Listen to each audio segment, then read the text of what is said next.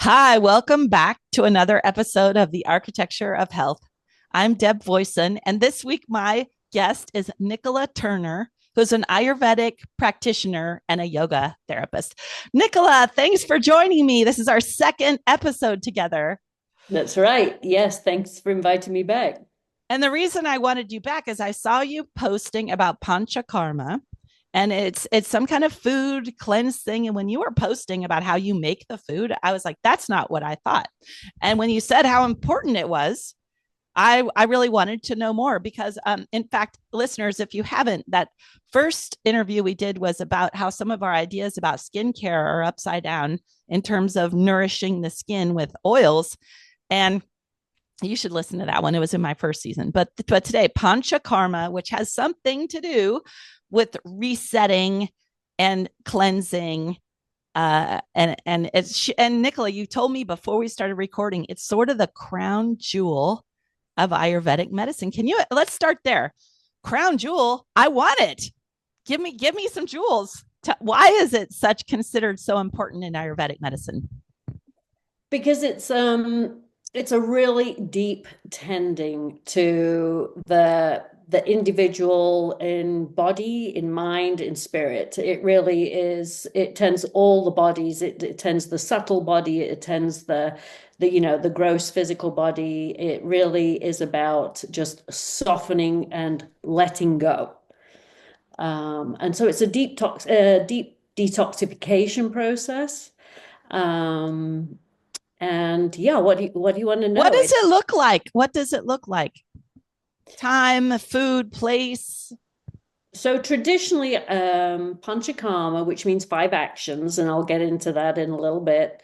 Um, it was traditionally done for about 6 weeks, where individuals would remove themselves from life completely and put their care into the hands of an Ayurvedic doctor, um, who would then tend to them individual and what their specific needs are, with treatments and diet and this kind of thing, and encouraging practices daily. And you get tended to every single day during this process. Now, of course, in our busy worlds and our busy lives, nobody takes 6 weeks anymore to do this process. In India, it's kind of standardly now been reduced to about 3 weeks.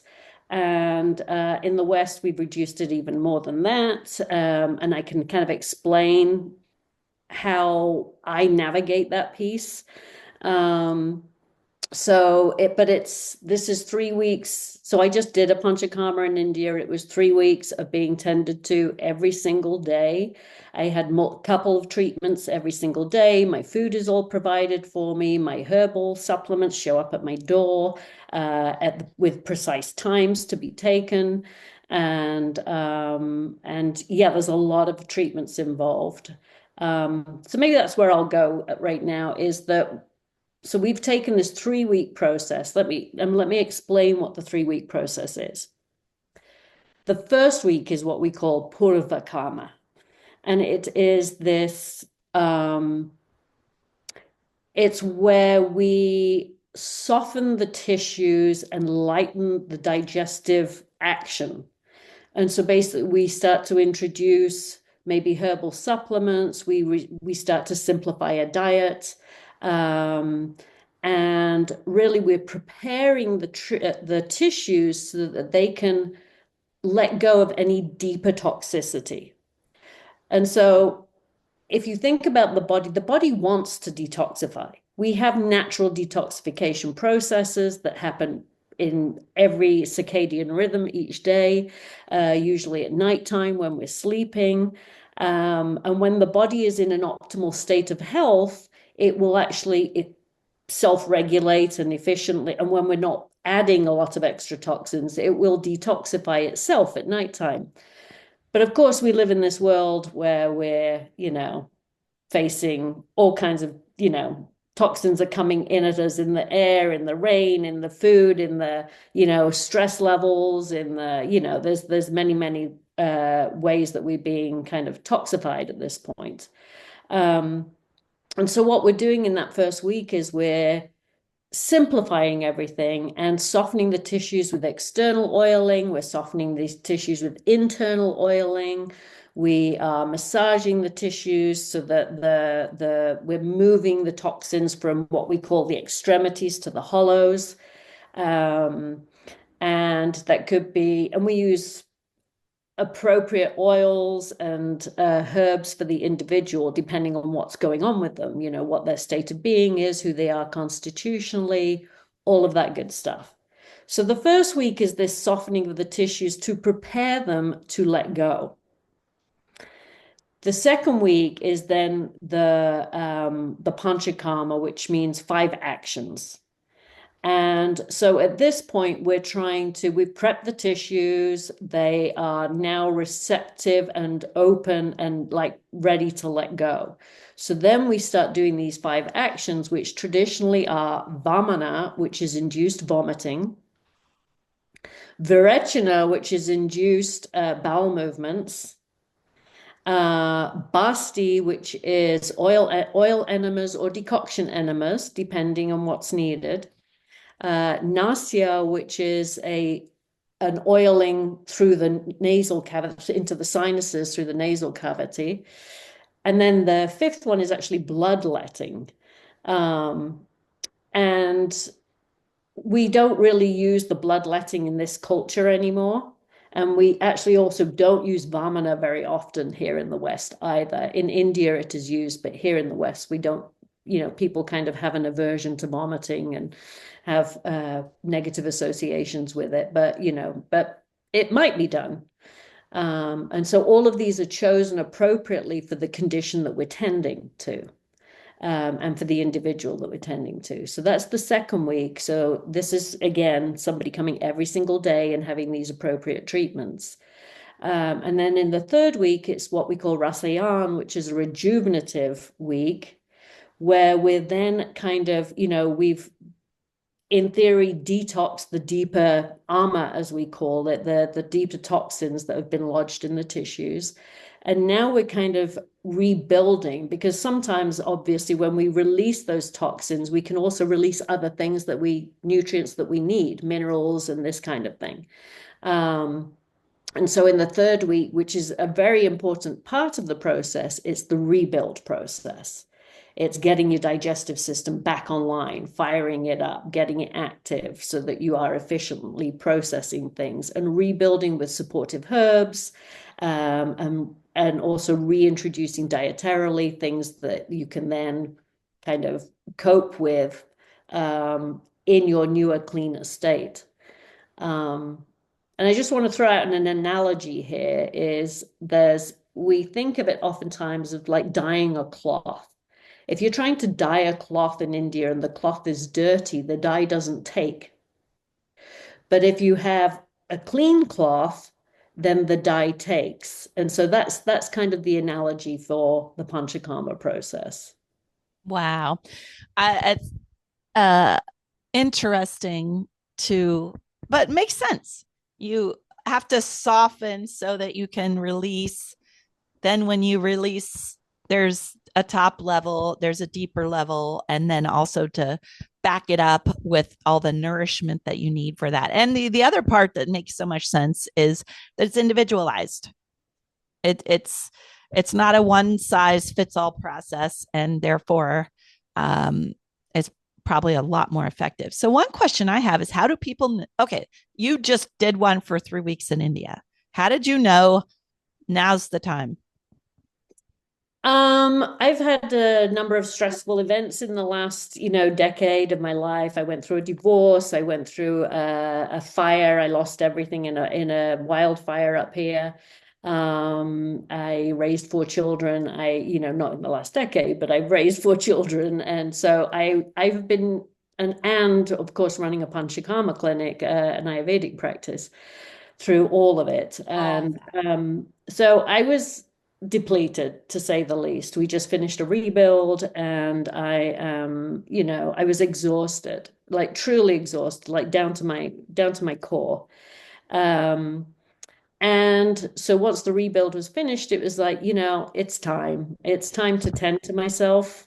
right. The kids are grown. The rebuild is Yep. finished. We're Yep. not, we're, and I don't know how much of this is that we're in our 50s or, and we're starting the part. I'd heard once from a medical intuitive. She was like, oh, the first 50 years is for everyone else. The next 50 years is for you, or you build this new life that's hopefully got some sort of aspirational thing that you want to do that you weren't able to do before. And yet I hear that depletion and the amount of stressors, you add stressor on stressor, you're going to have all these compensatory stressors that just are holding things together. I and part of what I'm hearing in this whole thing is I don't really know that we have a place in our culture for being tended to. I know my experience after birth because I had this delusion. Oh, I'll just get it done. I've got my full time job. I'll just pop the kid on my back. I'll just get it done. This masculine, or whatever approach it was that I had. I didn't let anyone tend to me, and then that then my tending to the child and all that, it all builds on top of each other when we don't feel that space of being tended to. And until someone gets really sick, I don't know that we even do that here. So I'm really proud of you for proactively doing it for 3 weeks. That is so cool. And yet we have the reality of how hard it is to eke out a vacation or a change of things. So, but here's a separate question. So let's say people, I would like to find out about what are the trigger moments you've seen in your clients in the US and then also in India. Like, what are the events that usually precede? Oh, I know this is what I'm going to do. Are you speaking symptomatically, I assume? Either that or life. Like I was resonating with the life changes, the big life changes Okay. that you and I have both gone through recently. But I also wonder in the broader sense of things. So let's start with India. When in classical Indian Ayurveda would someone go, "Oh, it's time for one of these"? Well, I mean, you had just brought up a couple of really interesting points. It's yes, I'm in my 50s as well. Life is changing a lot. I'm empty nesting. My children have all like grown and gone on. I am now looking to my life as, what now? What do I want for the rest of my years here? And it's a reclaiming of self, right? It's a time to reclaim yourself and really and you have the wisdom at this point to kind of form that how you want it to be, right? You're not just kind of ricocheting through life. You're actually using this wisdom now to take steps. And that along with the bodily changes going, into perimenopause and then like, transitioning to menopause, all of these things, do require attention and attending to. And you bring up this concept of tending to, and yes, in the West, we don't, especially I think women, mothers, I know speaking for myself, I've spent decades now taking care of, my four now grown children, partners, aging family. I also am a caretaker by profession. I sit with clients all day, every day. I tend to clients every day. And I love all of it, but it's a lot of giving. Um, and so which or any of these factors, or if you're finding that you've got thyroid issues, or if you're finding that you've got gut digestive issues, or I mean those things weren't relevant to me, but there's a lot of reasons to go do Pancha Karma. And basically what it is, it's a reset. It's yes, it's the cleaning of the cloth, but that we have this word in Ayurveda, svasta. And what it means, it's refers to our health, and what it means is to be established in oneself. And if there was ever a time in life, it is for me, it was at this junction as I had just completed these major tasks of raising children, of rebuilding a property, of making, having built a business, and now like, how do I want to move forward in life? Well, it was time for me to re-establish myself within myself and get the clarity and the presence to know how to take the next steps. And so much of it for me when I got there, I had a protocol because your protocols are very different. My partner went with me and he had a very different experience to me because we're different people. And, he had a much, much stricter protocol imposed on him because, frankly, I mean, he's just a little more toxic than I am. I tend to take care of myself a little bit better than him. But it wasn't even just that, it was that I was evaluated as being deeply depleted. And so when you are in a depleted state, you don't just strip that person clean. So what I got was a lot of nervous system tending too. So my treatments were quite different to his. My dietary restrictions were different to his. And I got a lot of building treatments. And I can honestly say within that 3 week process, my nervous system went from running up here to down here. And I just want to talk about a little piece that's relevant to that. That Pancha Karma is done in a retreat setting traditionally. You remove yourself from your life, you remove yourself to all the sensory, like excessive sensory inputs, because that is also nourishment or toxicity, right? You ideally shut out the news, for example. You ideally block off social medias. You ideally, and so when you go to India, you're actually in a facility. And now, when I got there, we were told that we couldn't leave for 3 weeks. And so, of course, every freedom loving cell in me was just like, what the heck? I can't leave. I can't leave. And I was just like, of course I can leave. If I want to leave, I'll leave. And I had this whole like internal struggle with that. And the facility was actually a walled compound that had a walking path on the inside. And so I messaged my children and said, I'm in Ayurvedic prison. And, you know, but the interesting thing was that it took me about a week to surrender to this, of just like really just, okay, this is just what's happening. The biggest decision of the day was to walk to the walking path. Do I go right or do I go left? And every day I would go to, a yoga class, a breathwork class. I would get my treatments. I would see the doctor. They would evaluate me, see what treatments for the next day.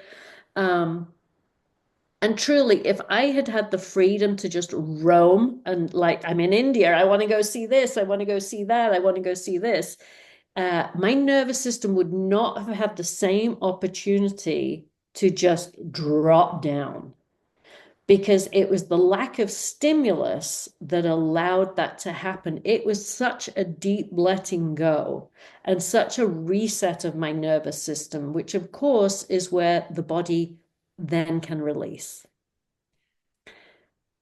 I love this. By the way, I talked to some of my listeners, and one of them had said, "I don't understand this down regulating the nervous system you and all your guests talk about."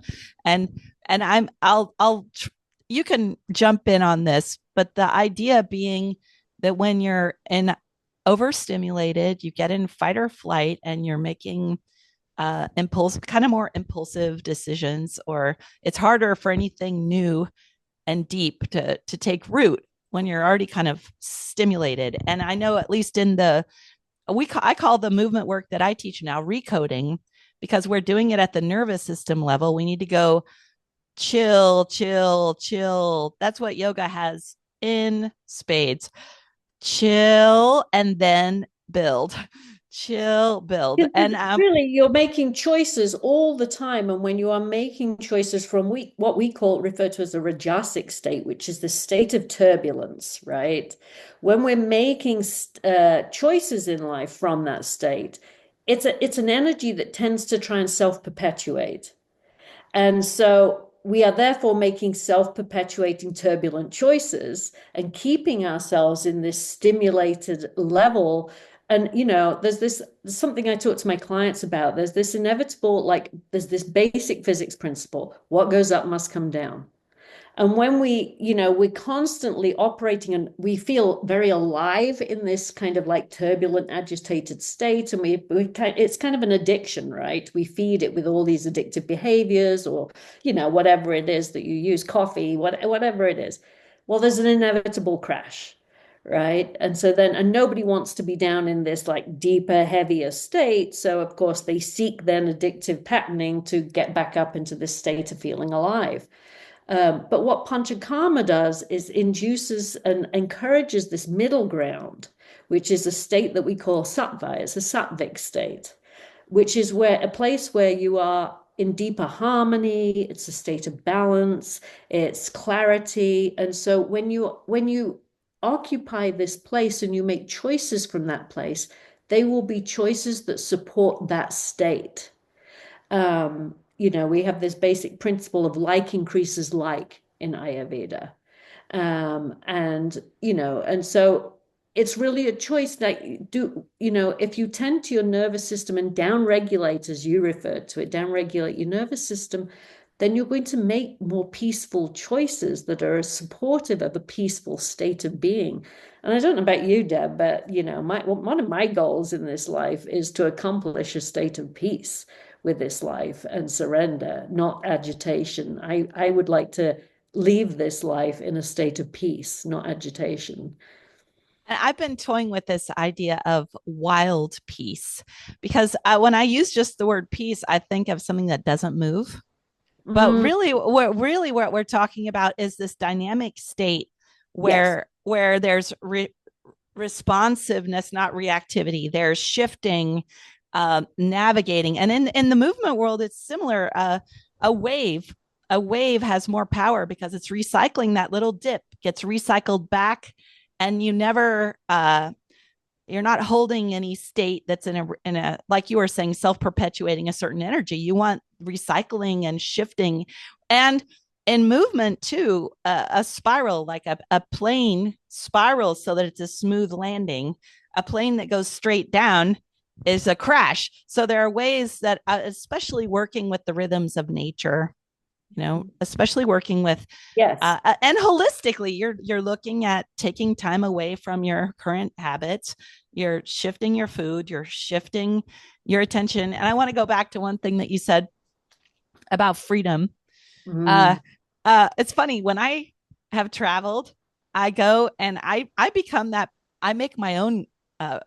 You said prison. I make my own retreat. Like I'll show up somewhere and everybody else is like, let's go do this. Let's go do that. I'm like, somebody's got to cook for me and I'm going to lay around. And I remember kind of feeling bad. Like, oh, I'm in Africa. I should be doing that. Or I'm in Italy. I should be doing that. But I think I think I'm probably from the depletion side. And when I travel, I just want to do nothing. I want to just see how the locals eat. I want to do the least possible and shift. Now, there are many ways to accomplish that, but I want to know about yours. So, how do we translate this to what can an American in we have different social pressures, different rhythms. Yeah. How do you take the best of this and bring it in an authentic way to people here? Yeah, that's a great question. So, it is a rare person that will take 3 weeks out of their life, honestly, to do this process. And the way that I manage it in my clinic is so I put some of the work on you, because it's hard for people to take 3 weeks off work and to be in retreat for 3 weeks. And so what I do is I run a 7-day minimum panchakarma. So people are committed to coming to me and being, in retreat for 7 days. And I have people fly in from different places. Some people are at home. Um, and so what I do is I give you protocols to prepare yourself for, at least a week. And it kind of depends on the level of toxicity and what we're addressing. So some people, I actually have them prep for a month beforehand, and I give you very specific protocols to follow. And then they will come, they will stay in an Airbnb maybe, and even local people sometimes will still go to an Airbnb just so that they're not tending to their family, or facing the demands of regular life, and just to have that feeling of removal. Or some people do some of it at home and then just have at least a couple of nights in an Airbnb just to kind of like get a taste of that. So everybody's looks a little bit different. Um, I also had one woman whose husband took the children away for the week. Now, what a great husband, right? So anyway, and so then you come to me every single day. I spend roughly 3 hours with you every single day. I check in with you. I check your pulse, your tongue. We talk. We see what's arising. There's a lot of counseling involved. Although some people who don't, that I think it will be beneficial for them, I actually ask them to do the week in silence, or at least some of it. In which case, I will give them a piece of paper to answer all the questions the information I need, and they will write it down for me. So not many people have done it in silence, but I've definitely done it with a couple of people that have done it in silence that really needed that. But most people want to talk and have the things that are arising witnessed. And then we evaluate you and we give you treatments every day. And so there's multiple treatments every day. You maybe have an oil massage, you may have a scrub, you maybe sweat, you maybe have an enema, there's many, many different kinds of treatments. And again, it depends. So each day I'm evaluating you and what your state of being is, and so that I treat the appropriate things. And of course, all the oils are medicated. There's a bunch of things. And then at the end of that week, oh, and I also make your food every day. And so again, so that you don't have to tend to that, the food is simplified and seasonal. And I make that and give that to you to take with you because you're not at a center, you're not living with me. And so you don't have to deal with any of that. You get everything that you need. And then at the end of the week, I will give you protocols for the rebuild for the following week. And actually for the following month or two sometimes. So that's what it looks like in the West here. And you've been doing this a while. How I've long been have you doing been doing this. this? Yeah, I worked at a clinic as a Pancha Karma technician for some years, quite a long time ago. And that's, of course, after training as an Ayurvedic practitioner, and kind of learned the art of Pancha Karma as I worked in the clinic. And then I took it into my own private practice, and I've been doing it probably for about 12 years, like running Wow. Pancha Karmas for people now. Wow. And what kind of shifts have you well, then again, I know that when I teach people movement recodes, I have no idea what happens to a lot of them. Mm. They'll come, even one session could have made a huge difference, and I don't even know till I see them a few years later, right? And so, but is there anything that you've noticed in yourself or other people, like what? And I'm what are the symptoms of the kinds of breakthroughs that people have had? I mean, it's a journey every single time because I'm traveling this journey with the individual, and I get to watch the arc of them move through this process as they kind of they quiet down and turn in, and also as you go through this process of actually letting toxicity go, a lot of emotions actually can arise in this process because, a lot of our emotions are stored in the soma, in the fat cells. And so as you're put into fat burning mode and you experience these releases, I always remember this one client who came to me many years ago, and she came in sobbing one day, and she just said, "I thought I was going to feel so good, and I feel awful." And I just said, "Good, then it's working." And so there's often this like I find on day 5, very, very commonly, there is this shift that happens where something arises, something comes up, something starts to change in the person. And which is why my minimum is 7 days, because I won't do less than that, because that it's so common that I notice this evolution, kind of like, this deep kind of somatic shift starts to happen on around day 5. And so then I don't want to just send them off into the world at that point. It's like, now we have to really tend to this quieter soul. um, but what I see and I think another way of presenting what happens is, oftentimes at the beginning of the week, people come in, they have a lot of questions, questions, questions, questions. They want answers to this. Explain this to me. What is this? What is that? What are you doing? Exactly the noise, the mind, it's running, running, running.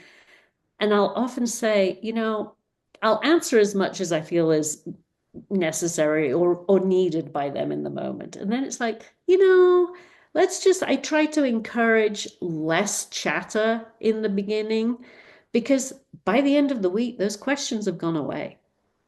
They've just fallen off. They have no relevance anymore. There's just no need for them. You see it in the person. It's just like there's just no need for those questions anymore.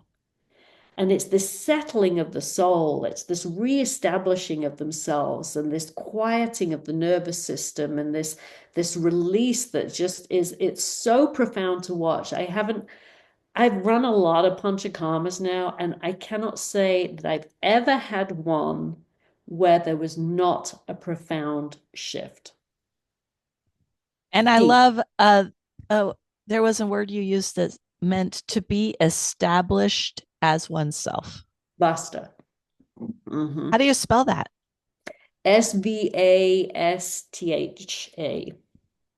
Yeah. And I think that's, we get full of all these external influences, whether it's the media or it's our worry about how we appear, or it's the things in our food coming in.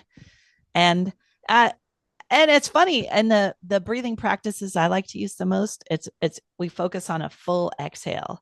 We're mostly moving things out so that the what comes in then becomes effortless, or at least with a lot less effort. And it's often upside down of this mind that feels like it needs more.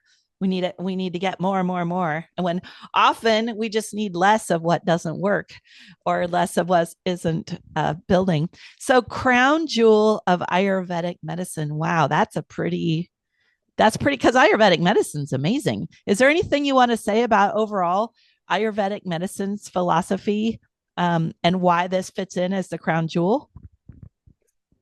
Ayurvedic lifestyle and living is really living within the concept of a circadian rhythm.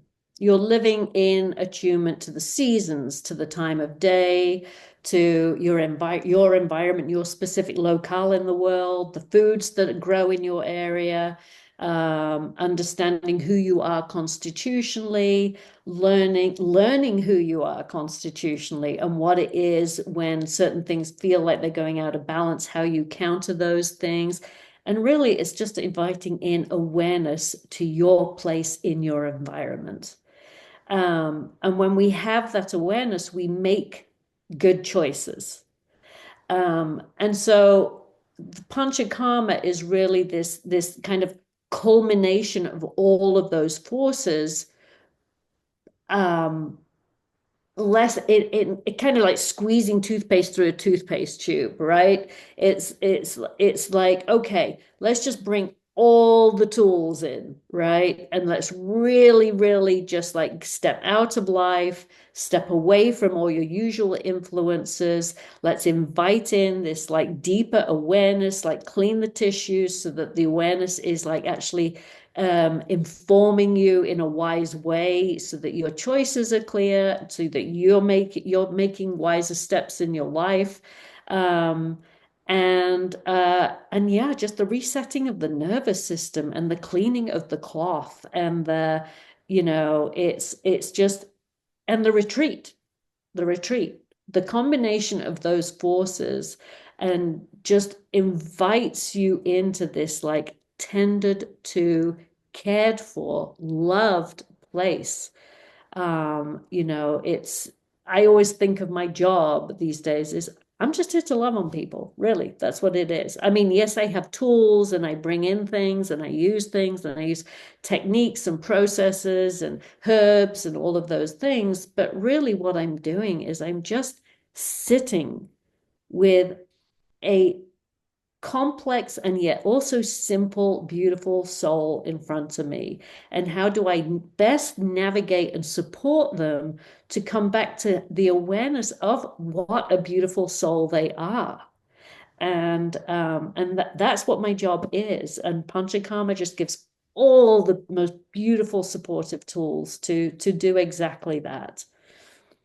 All at the same time. All at That's different than a linear, sequential, although it has rhythm to it. You've told me about preparing and the weeks being different and seasonal and all that. But it's also one reason these larger systems that we're so used to in the West that have to organize by specialty when they're tending to the body and all these different specialties aren't connected, how getting this holistic uh, all the holistic layers in one place, including especially the social of reducing the input, the existing, wiping the existing pattern and reset. We know that from our phones and computers. Sometimes you turn something on and off and you have an amazingly different experience. So, let's say someone isn't quite ready to fly out for the week with you or the month of preparation or whatever.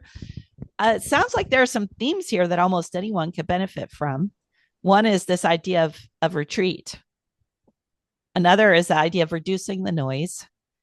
And the general philosophy of you don't just do some harsh detox. That there's a process to natural healing, and it's not. Honestly, when I was in this rabbit hole of stress when my son was going through so many things, I got very like, I would get hyper focused on one. Oh, this is it. This herb, this thing, that. And then that's one reason I started this podcast is I was like, oh no, it's the whole design. It's the design of the environment. It's the design of the schedule of the sun. It's the design of the water fresh. Is there space to move? I was like, oh, it's a design that has to account for the outside and the inside. So that was my breakthrough where I stopped hyper focusing and then being disappointed, and I could zoom out. And if you think about zooming out in terms of our lives, like it's lovely that you and I can sit here and reflect and be like, wow, this is the halftime show. Hopefully we can zoom out and go, wow, there were these big things. Are there people who are much and it sounded to me like anyone with any stressors or health things, it sounds like this is a very powerful tool if you're ready to go that way. Yeah, I mean, we are synergistic beings, and so you touch on all of that. We are always uh, functioning within our environments, within our people, within all of it. Um, and Yeah, I mean, Pancha Karma is one of these processes that, you have to work with a practitioner who really knows how to evaluate you well, who can understand to tend to you because it is such an individualized treatment, and you can actually do great damage if you detox people too quickly. And so the preparation is very, very important. Toxins, some toxins, there's different kinds of toxins, but some of them actually are very, very hot and sharp and acidic. And you can create, skin reactions and this kind of thing if you force them out of the tissues too quickly, and you can actually make people quite sick. And so it's really important to not just kind of like, oh, I could do this myself. It's like, it's really important to get support, and to be with somebody that you also trust and that feels the chemistry feels right with them.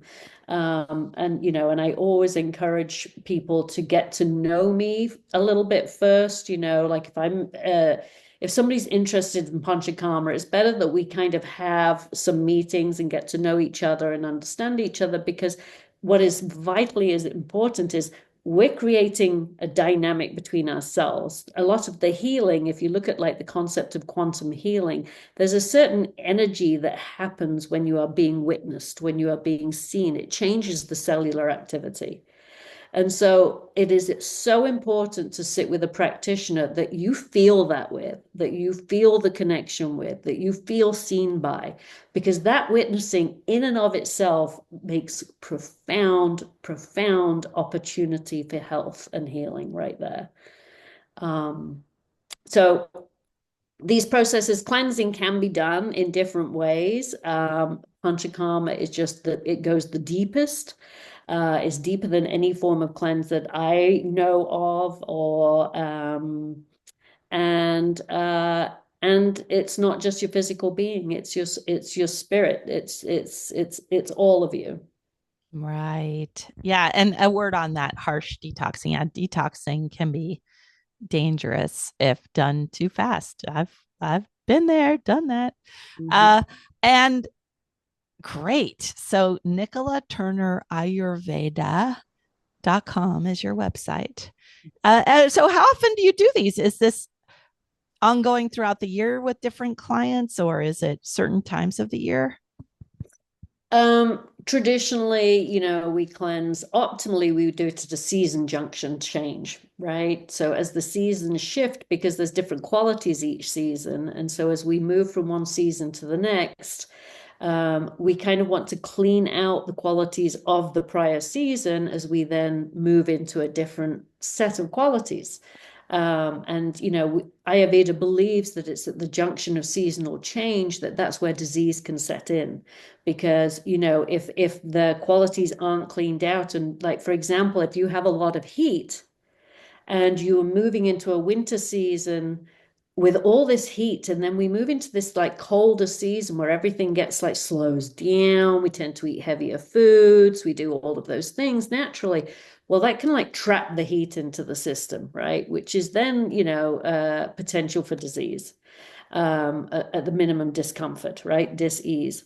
And so optimally you kind of clean that heat out, and so season changes are like the optimal time for it. Of course, we live in the West and everybody plans things and does everything. We're in the land of abundance. We do anything, we eat anything whenever we want and wherever we want. So of course, depending on people's schedules, all of this has to be taken into account too. It might be done at a different kind of transitional point, like a transitional point in your life specifically. You may be leaving a job, you may be getting divorced, you may be, making some big shift where not only do you need that support and that tending to for your health, but you want to make wise choices, right? From a place of stability and clarity and confidence. And so to like do the cleanse at that point is also like an optimal time. And to build on that, that's when people get tangled up with darkness, is when there's been a major transition and the healthy new and the tending isn't there. That's when people get tangled up with cults or narcissistic abusive people, because they see, oh, this person has gone through this shock, they don't have their normal support, so I'll swoop in. And then it's almost like you're saying, that with the season changing, that's a very tender time. It is, and there's so many junctions of tender times in our lives, and it's a good time to get support. Well, I think it's a good time to get support, and I loved our conversation. Is there any last thing you want to share with our audience? Um, to establish yourself within yourself. To establish your health is to establish yourself within your own being. It's just, it's the most empowering thing that we can do for ourselves, not just for ourselves, for our families, our communities, the world. I have this idea that if everybody cleansed or did panchakarma, once a year, what a different world we would live in. we would be living in a world where people are walking around in a self-regulated state. They're not walking around in fear and anxiety. It would be a profoundly different life and world. And so try it out. All right. And thanks for making the world a better place, Nicola. We're You're both welcome. here in Northern California in Santa Cruz. Nicola's up in the Santa Cruz Mountains, but as she mentioned, people fly in. She can do some remote consultations too, and check out our other interview as well about skincare. Well, that's a wrap, Nicola. Thanks for your time. Thank you, Deb. A pleasure to be here today. Thanks very Bye. much. Bye bye. Bye.